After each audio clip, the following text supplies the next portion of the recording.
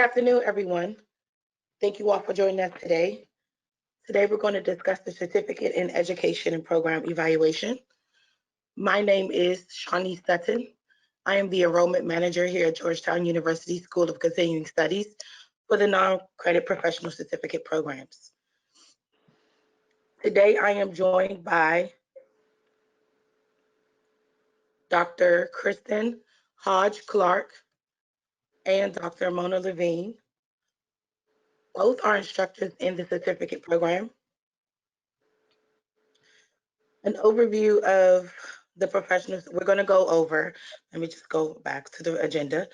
We're going to go over the professional experience at Georgetown University, what you will learn, becoming a professional learner at Georgetown University. And at the end, we will have some questions. We will answer questions in a Q&A session. If you have any questions, you can actually type those in the question panel. And we will get to those questions at the end of the presentation for a Q&A session. Again, thank you all for joining us. And I will let Mona take it away. Thank you. Thanks, Shani. I hope that you learn a lot today and that it makes you want to take this program that we've worked really hard to make something that's very useful to students. The class is being offered right now using Flex Learning, which means that we do this virtually, but that our classes are delivered in the same way and you get the same product that you would if you were on site. We make sure that we deliver the same learning objectives. You will find all 3 courses count towards the completion of the certificate. The instructors are the same, and we offer real-time video conferencing, online activities, and one of the greatest things about these programs is that this class size is always small, so we have a lot of interaction with our students.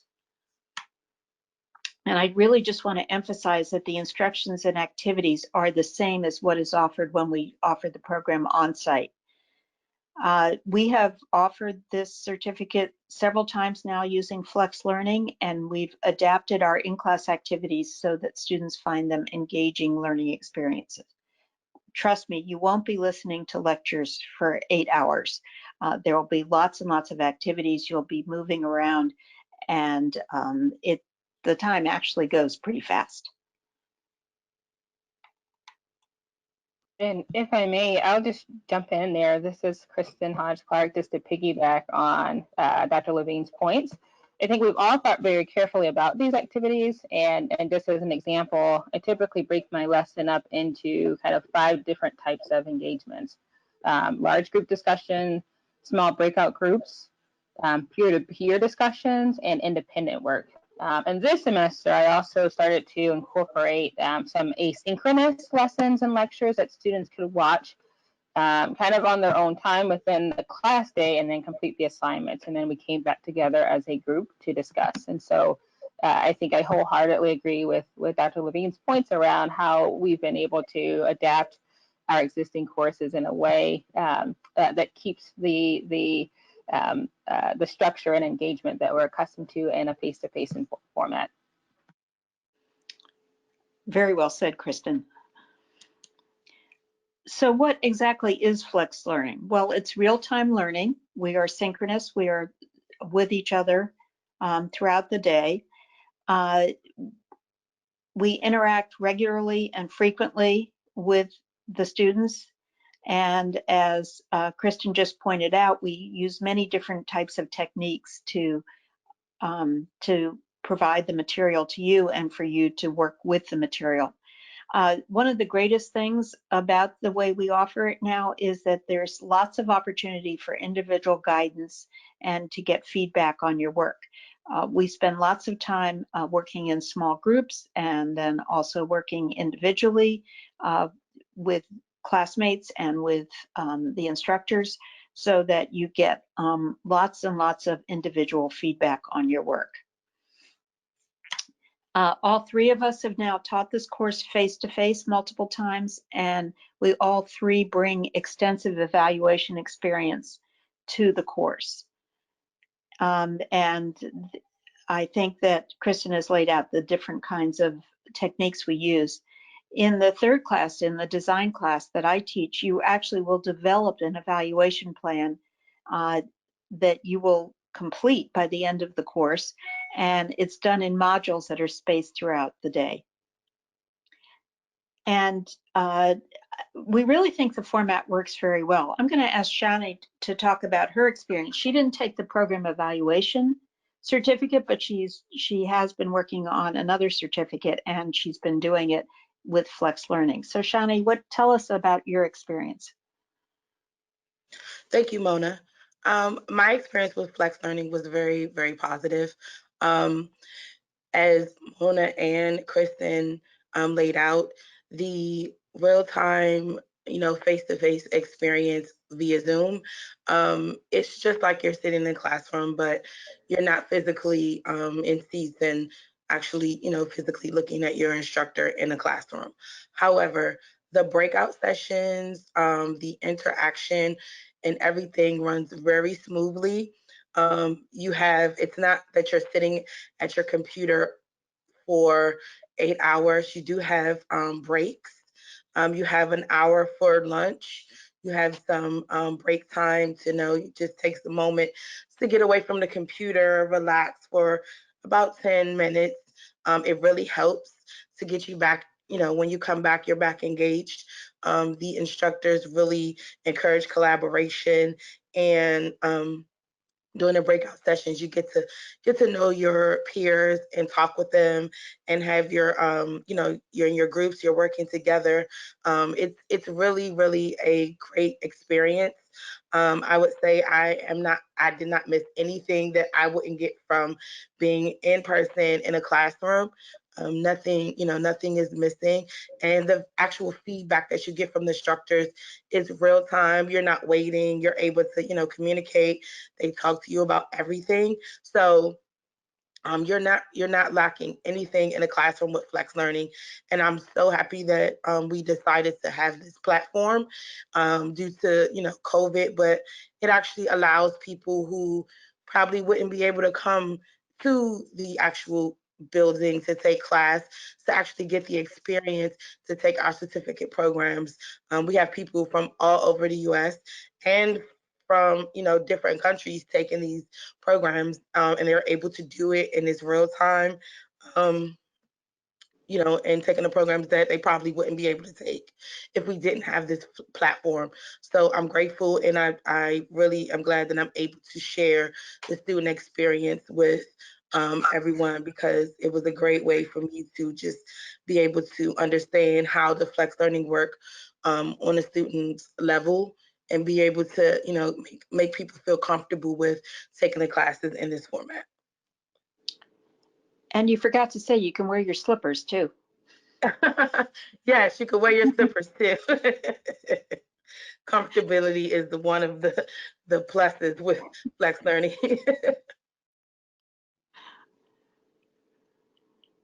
Thank you, Shani.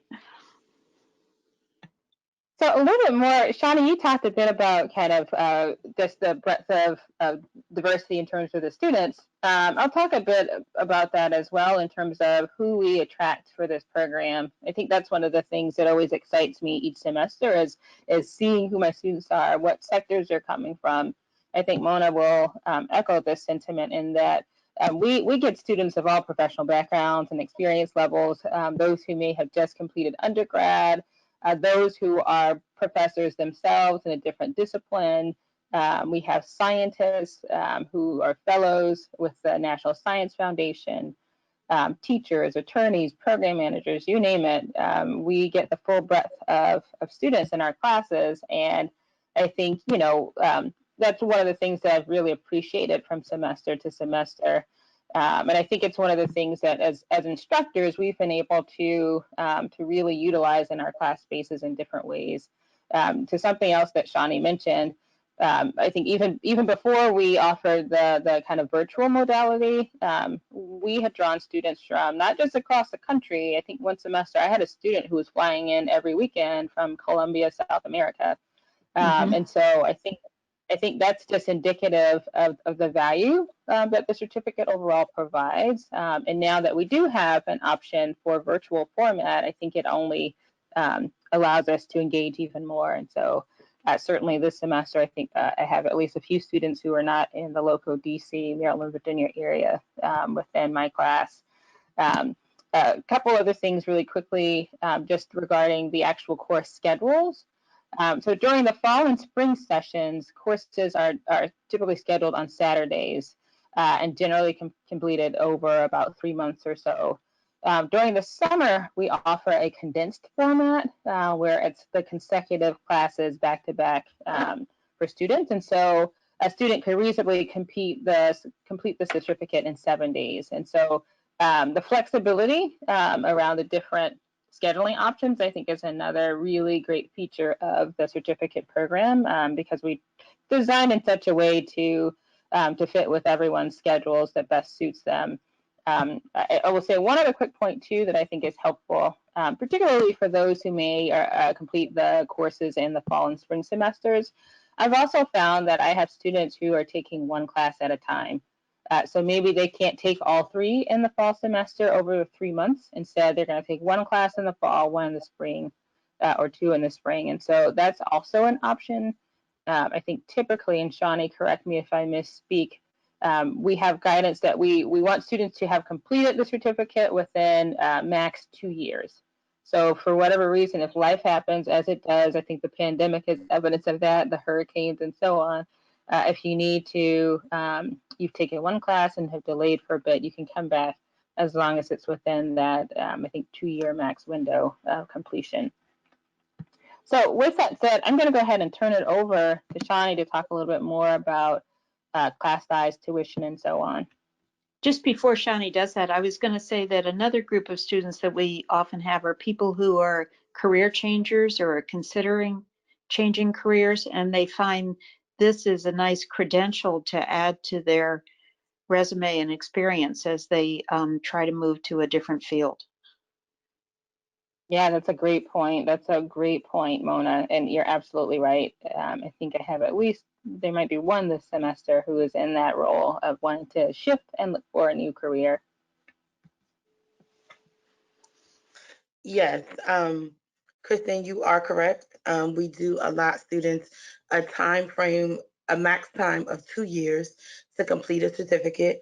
So as Kristen mentioned, um, students are able to take the courses one at a time, and you can, spread it out, and that is good for if you're trying to deal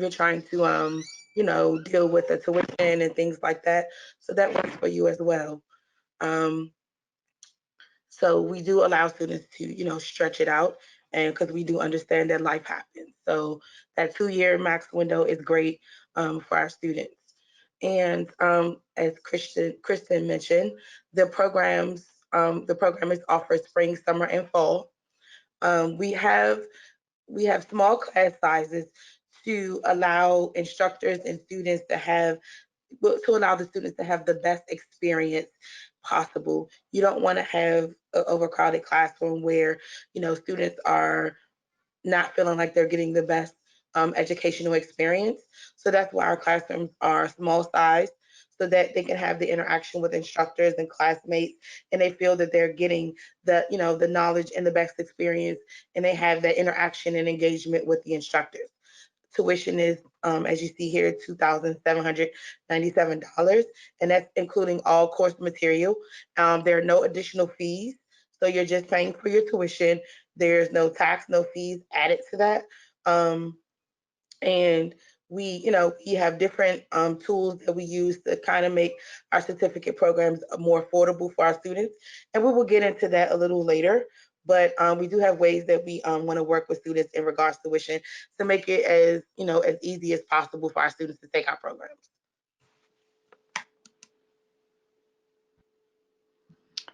Great. So now that you all know a bit about the typical, which there isn't really a typical student, I think we bring, again, a diverse range in. I want to talk a little bit about what you'll actually achieve upon completion of the certificate.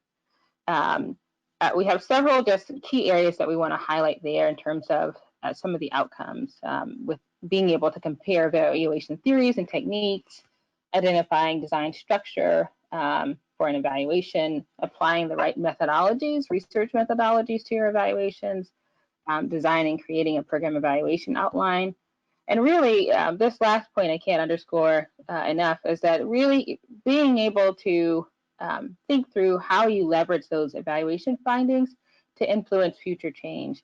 And I think, again, just in consideration of the students that we have and the different backgrounds and projects they have, I think this is one area that many of them really want to be able to explore and figure out how do we take the findings and then really operationalize them in different ways. Mona, do you have other thoughts about this? No, I think you did a really good job. I will say that these are real world situations that we deal with, and some of the students have actually been able to implement the plans that they develop in the design class in their jobs or volunteer roles. And there's nothing more satisfying than actually putting into use what you've learned in the classroom. And that's the way we focus on all of the certificate programs here, is that they're very applied in nature. We base them on theory, but they're designed so that we talk about the real world and how you apply them. Yep, absolutely, absolutely. And I think there's a book that I often reference too. I think Mona, you do as well, that talks about the real world limitations that you're inevitably going to face within an evaluation. So, great point. We use some of the case studies from that book that are really well designed to show you what you face when you do an evaluation. Yep, excellent. So courses, there's 3 courses within this certificate program. In a moment, I'll briefly talk about the first 2, but here's just a quick outline of what they are: program planning, analysis, and evaluation, research methods, and program evaluation design. So these are each of the learning outcomes for each course. I'm going to again talk about the first 2, and then I'll turn it over to Mona to talk about the third course within the sequence. So the first course here, Program Planning, Analysis, and Evaluation, really gives you the foundations of evaluation itself, including a deeper understanding of the different types of evaluation that are at your disposal. Our colleague, Dr. Brandon Daniels, who's also taught within this program for several years alongside each of us, he's great at teaching just a really highly interactive class and a lot of thoughtful group assignments. I think I've sat in on a couple of his class sessions before, and I just always appreciate the different group work that he assigns to students at understanding kind of those foundational concepts within this course. So my class that I teach is research methods. And so within research methods, I extend that conversation from Dr. Daniels' class a bit, where I'm giving students an understanding of the different methodologies that they might deploy to lead an effective evaluation. So we discuss in detail qualitative on my first class day, and then I typically go into quantitative the second day, along with mixed methods. And then on my third day, we cover survey methods, and by the end of that day, we wrap it up with our final kind of capstone project, where we're applying each of those different approaches that we've learned and to a real world evaluation. And so what's key, I think, within all of these classes is giving the students enough of a foundation and understanding of these different areas of program evaluation to be dangerous, as the faculty used to tell me today. And so this is incredibly helpful and allows you to both engage with some of your existing work within your organization or company, but also to really just think about what's the lingo within this field. So Mona's going to talk now about her class in program evaluation design. Thanks, Kristen. And what Kristen described from the first two classes just makes it a really nice flow into the third class, which is program evaluation design. And you can see the outcomes there that we work on in the course. This is really a capstone workshop. I think I have the easiest of all three instructors because I talk very little and you do all the work. And in this class, you actually prepare an evaluation proposal for a program of your own choosing. And most of the work is done in class, either individually or in small groups. I can't stress enough all of the experience and thinking that fellow students bring to this class. And I learn as much from the students sometimes as they do from me. And so when we work in small groups, we critique each other's work. We bring our own experiences in it to help students develop what their projects, and it tends to be a really good experience. In my class, go ahead. No, I was just going to agree with that one point before you go on, that absolutely, I think you were spot on, that I absolutely learned just as much from the students as they learn from me. And that's one of the most exciting things too, is being able to weave in the different experiences that students bring to the table and finding ways to leverage that within discussions, group projects, and so on. Mm-hmm. Sorry to cut you off. No, that's okay. Please, that was great. In my class, students present their projects orally the last afternoon. We do presentations of our work, and they also submit a written document as well. You have done enough work by the end of the second day that you should be able to just cut and paste this into a written document, and a lot of students submit them before they even leave the class on the second day. But if not, I give you a few more days to clean it up and submit it. And this was a really easy class to transition to flex learning because there are so many projects, so many pieces of the project that you're working on in class. And so we get a lot of variety and a lot of time to work on things and to learn from each other, as I said. Oh, and I just to clarify, the first course, program planning, analysis, and evaluation, is 2 classes, two days. Kristen's research methods course is 3 sessions, and the program evaluation design class is 2 sessions. So it's a combination. So it's a total of 7 8-hour sessions.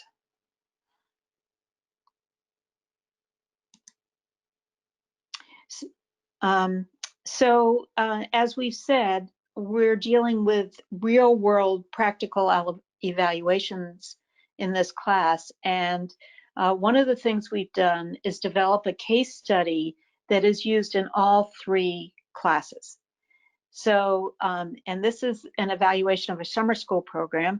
I'm going to let Kristen talk about it in a little bit more detail because it actually is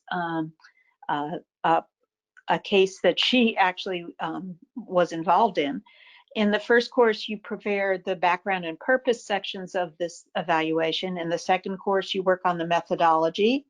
And then in the third course, we talk about the external factors that would impact the evaluation and outline how we would present findings and recommendations.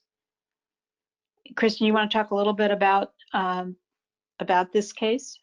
Sure, absolutely. You know, in a lot of ways, I see this case as like the connective tissue that brings together our 3 courses. And I think what you covered is exactly right in that with this case study, which was probably one of the first evaluations that I embarked on early on in my career, and it was fraught with challenges, real world limitations. And so I think that's part of why we wanted to introduce this across all 3 courses, because it is, I think it really exemplifies what you may find in the field. And so what it also does is it gives each of you an opportunity to start to apply some of the different learnings across each class. So in my class, the second class, the way that we deal with the case study, as noted here, is building out the methodology and thinking about a timeline. And so timeline is one of the most essential pieces of how you're going to think about your methodology, because you're going to have to make trade-offs with limited time and so on. And so I think that's, again, part of the beauty in this case is that it allows you to really think through those different aspects. And so I think from year to year, it's resonated with students, and has just been a consistently, I think, a value add across each course. I agree. And it's a really good example of collaborative learning. So not only are we collaborative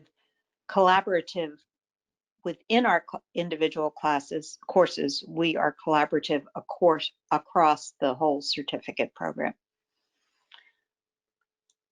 Yeah, absolutely. So this next example here is one that obviously in our current environment, dealing with the pandemic and COVID-19, I've thought a bit about how do we think about different scenarios in which you are considering evaluation. So this is just a quick snapshot of some examples where you might consider how you would evaluate your crisis communication plan in the midst of COVID-19. And so these are some sample questions. If we were doing a formative or a process evaluation where we wanted to see exactly how well or not that plan was implemented. So things like, was there a clear written plan, and was there a rationale developed? What were the tools and resources that were used to implement the plan, and how effective were those resources? Who was involved in the implementation of the plan, and how, if at all, were those individuals trained, and so on. And so that I think just gives you a glimpse into the sort of questions that we unpack within the class. And so again, just making it timely right now with all that is in front of us, I think is also another aspect of our courses, is making things relevant in our current environment.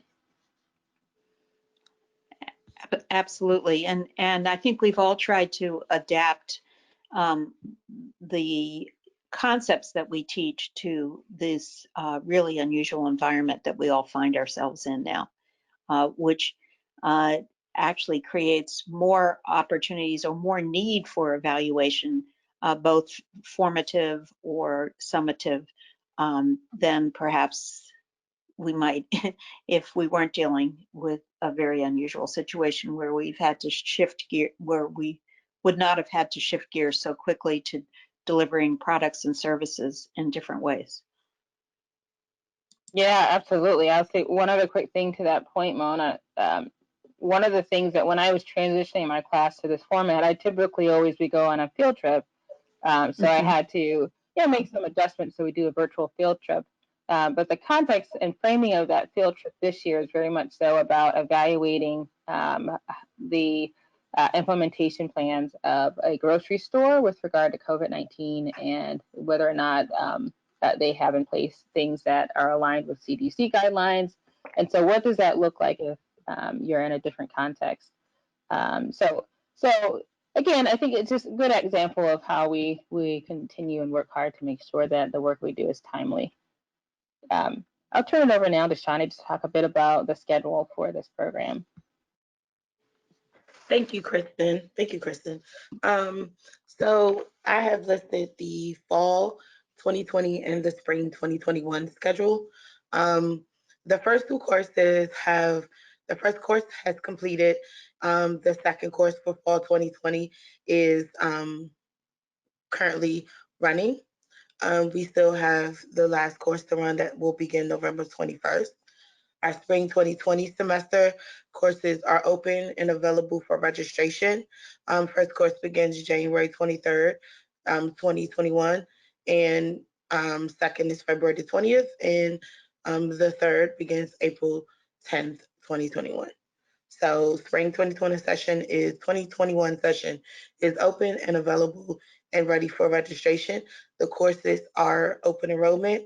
So it's just a matter of you going on our website and register. As I talked earlier in regards to the tuition, these are our funding options that we have available for students. We have education and training budgets, meaning if your employer wants to pay for your tuition, like for Georgetown University, we have a tuition assistance benefits that you see in bullet number 3. It's called TAP. And, some jobs actually have tuition assistance, or you have some, jobs that want to cover their employees' education. We do accept that option. We have the federal government who uses a form called the standard 182 form, SF 182. And then we also have a form of our own that we use for non-government agencies. What it's called the intent to pay form. So what it does is lets us know that you are going to pay for your employees' tuition. Whether it be 50%, 100%, you will actually indicate how much you will be covering on those forms. And once your employee registers, they will select third party as their payment option. And our student accounts department will work with the employer as far as invoicing them and collecting payment. Um, Federal government agencies, as I said, they have a standard SF 182 form. We do the same thing. We work with them depending on how much they're going to pay. Let us know how much they're going to pay. We work with them to invoice them and collect payment. We accept our Georgetown TAP benefits. That is something that Georgetown gives their employees for tuition. So if we take classes, in our certificate programs, our employer covers it. Military benefits, we accept the GI Bill only. So we have a veteran certifying official that you will work with for certificate programs to set everything up. She will give you all instructions that you need, how to register, what to do, and what forms to fill out. So we have a certifying official that you will work with directly to, get that process rolling. Private education loans, that's something that students have the option to take out. Sally Mae is a really popular one, but we do have a list of loan providers that we've worked with in the past on our website, and we'll be more than happy to share those with you. Again, restating, registering for courses over time. So this is when you have that, that flexibility to register for one course, at a time, to just kind of stretch out tuition if, the whole amount is too strenuous to pay, and too strenuous to pay at upfront. We know the way times are going now. This is probably a best way to, work with students and allow them to still continue their education and allow them to have, make it more affordable and flexible for them. Tuition discounts. We do offer a few discounts. One discount is we offer a Georgetown alumni discount. All of our discounts are 10%. The Georgetown alumni discount is for anyone who's completed any degree or certificate program at Georgetown University. We consider you an alumni, and you will get a 10% discount off of all of our certificate programs. Um, we offer a 10% discount to, we have a Federal Academic Alliance with OPM, part of the federal government. All federal government employees receive a 10% discount. Um, we have a 10% discount for Boeing employees. We have a 10% discount for anyone or any agency that's attached to a company called EdAssist. EdAssist is a third party that works with agencies to help them and assist them with their tuition assistance benefits. You will go through this third party EdAssist to, to get your payment, to register, to get the documents that you need to let us know that you're with Edisys and register for the courses, and you'll receive a 10% discount that way as well. But as you see at the bottom, our URL, for more information, you can go here to get all of that information that I explained and more about funding and tuition options. I will be sending a copy of this presentation to everyone, so you'll be able to have this URL um, at your disposal. Registering for classes, again, the program is open enrollment, no application required. A bachelor's degree or equivalent is required. However, you do not have to, let me stress, you do not have to submit any documentation, no transcripts or anything like that. So you don't have to worry about going to your university to request transcripts or anything like that for to register for our courses. That's where you visit to actually register. and you click register now, and registration is completed once payment has been processed, or you have selected your payment option, meaning third party, VA benefits, tuition assistance, things like that. And again, the reason that we try to make our programs more affordable is because we do not qualify for any federal funding or grant money. So that's why we have thought of ways to try to, make our programs more affordable on our end, because you cannot use financial aid for our programs. And with that, we're going to start our Q&A session. I did see that we had some questions that popped up, but before I get there, I just wanted to just um, talk about the information you see here. If you have questions on curriculum or personal advising, Dr. Hodge-Clark and Dr. Levine's information is listed. And if you have any questions about admissions or registration process, or issues with trying to register or anything like that, you can contact the enrollment management team. Here at this number and email address. And, we'll be more than happy to help you. That's myself. And I have two other colleagues that manage that is a part of the enrollment management team. So it's three of us, but either one of us will be able to help you with registering or any questions you have about the program. Okay, so I'm going to start with the first question. Do the courses include data analysis, such as basic use of SPSS, R, or STATA? So I'll jump in on that one. That's a good question. So in research methods, we do the second day, the quantitative day in my class. We do what basic descriptive statistics. I touch on inferential statistics a bit, but we don't dig into it. And we do work through a couple of data exercises and projects. We typically use, and this was very intentional on my part, Microsoft Excel. And that's in part because SPSS and STATA are not always readily available to every student.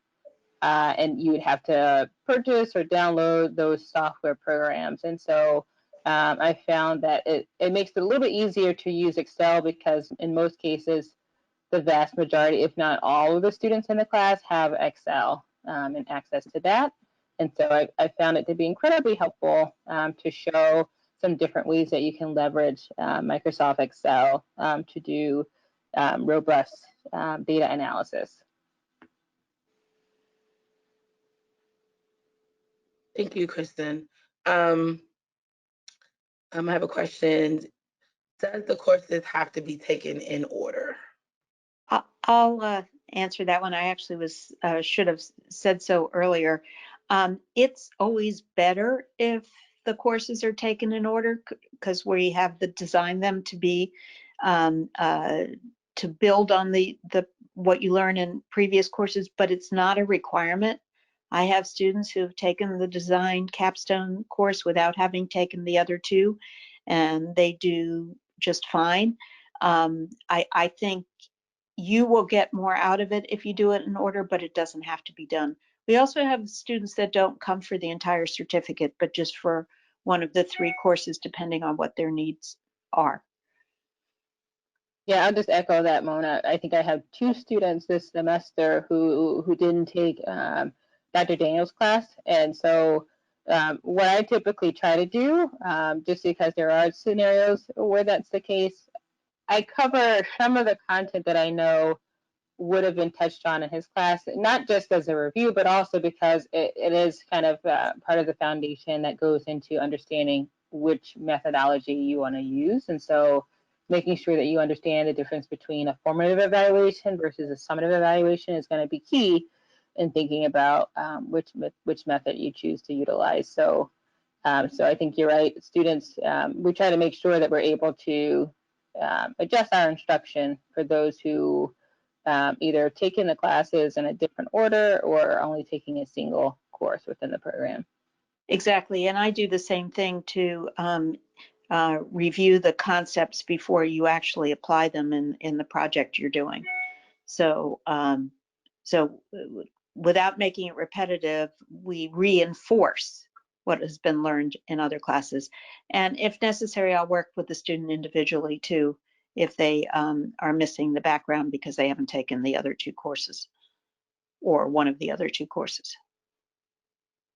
Thank you. The next question is, even when you start being open for face-to-face, will you also be able to keep offering the program online? At this time, the university has not decided on what we will do when when everything is back and running.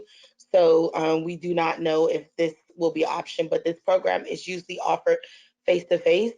So at this present time, I will say that we will be going back to face-to-face, but we do not know if, online would be an option for students at this time. That would be something that the school has to, make a decision upon. The next question, for the evaluation design process, would we be working with NGOs or other organizations, or would it be like an independent evaluation? All of the above. You can choose whatever program you would like to develop an evaluation for. So I have had students who have done programs that for an NGO. I've had students who've done them for other social nonprofits here in the United States, different levels of education from pre-K to K-12 to higher education, for um, uh, associations, just a huge wide range. Training programs, people are training managers. So there is no one type of a program that is appropriate. And again, it's one of your own choosing. Thank you. Um, the next question is, can the program evaluation program be useful for someone who is not formally trained in instructional design? Absolutely. You Absolutely. don't, yeah, you don't need any background in the field. This is an introductory course at a graduate level, an introductory certificate at a graduate level. Yeah, and I'll just echo that. I think, the emphasis here and just thinking about our past students, my current students, again, we get individuals from all different backgrounds and who have all different levels of education beyond a bachelor's degree and so on. And so not having experience in instructional design will not be a barrier in no way in taking this class. Thank you. Next question. How does the certificate compare to or complement the What Works Clearinghouse certificate? I'm not familiar with the What Works Clearinghouse certificate. Are you, Kristen? No, I'm not, unfortunately. Happy to look into that. So to whomever has posed that question, if you want to reach out to us directly, then we can connect with Jeff Warner, who is also director over the professional development non-credit certificate program, so kind of explore that a bit more. Thank you. I do know that there are some private organizations or for-profit organizations that do offer various kinds of program evaluation courses, but I'm not familiar with this particular one. I think that ours is actually one that's grounded in an academic environment, and that also might be less expensive than some of these ones that are offered by for-profit companies.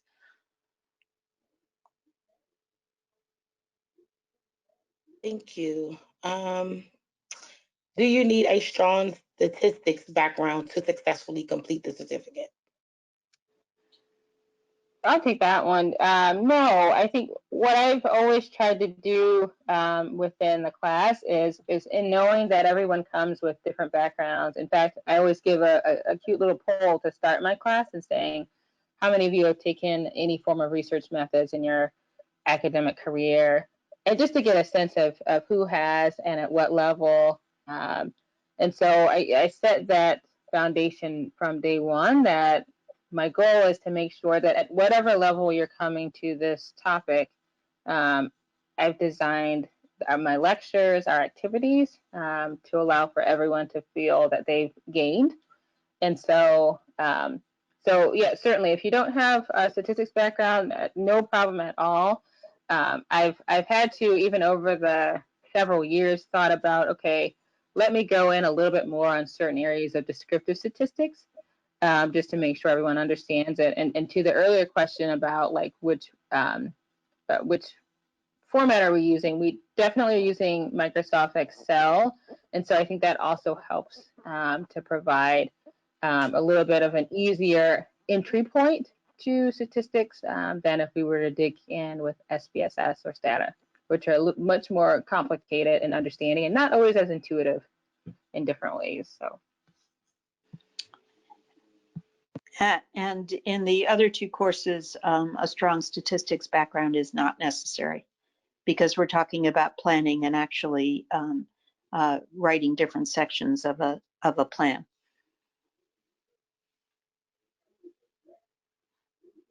Thank you.